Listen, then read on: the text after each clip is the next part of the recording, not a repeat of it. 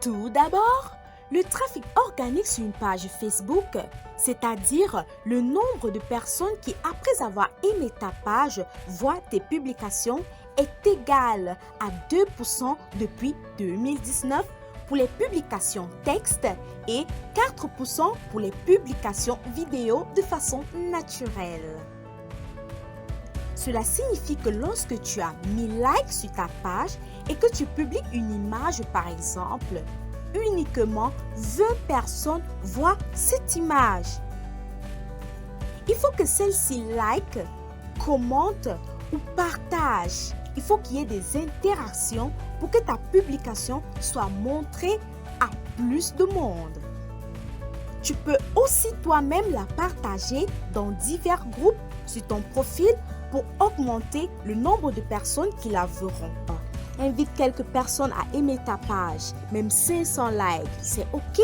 Ça te donne de la crédibilité au cas où quelqu'un visite ta page pour la première fois. Et si tu viens de créer ta page, ne t'inquiète pas, on achète les likes.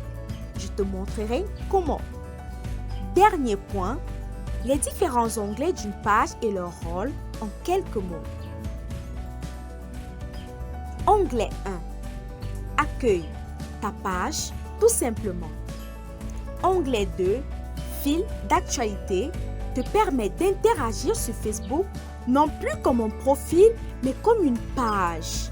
En gros, si tu t'appelles Kefren, ta page business en ligne avec Kefren que tu utilises cette option, tes commentaires dans les groupes et sur les différentes pages comme Warman du terre à terre par exemple, seront au nom de business en ligne avec Kefren.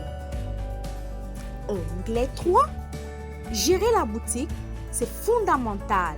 Je t'apprendrai comment créer et configurer ta boutique de façon optimale, surtout les catalogues produits qui multiplient les ventes lorsqu'ils sont bien faits. Onglet 4. Espace pub permet de configurer des publicités, mais cette option est vraiment très faible en termes de possibilités comparé à un business manager. J'y reviendrai. Onglet 5. Boîte de réception. Voir les différents messages envoyés à ta page sur ton compte Instagram et les commentaires fait également sur ta page. Onglet 6. Ressources et outils. Onglet 6. Ressources et outils. Ici, ce sont des conseils des équipes de Facebook pour améliorer ta page. Onglet 7. Il s'agit d'affirmer sa marque et gagner de l'argent avec les vidéos Facebook. Il faut faire des millions de vues pour cela. Onglet 8. Notifications. Onglet 9. Statistiques. Les statistiques te permettent de savoir le nombre de personnes qui visitent ta page, leur sexe, leur région, les taux d'interaction dans une période donnée afin de mieux élaborer ton plan marketing. Onglet 10. Outils de publication. Les outils de publication te permettent de programmer des publications à des heures stratégiques, mettre sur pied des premières.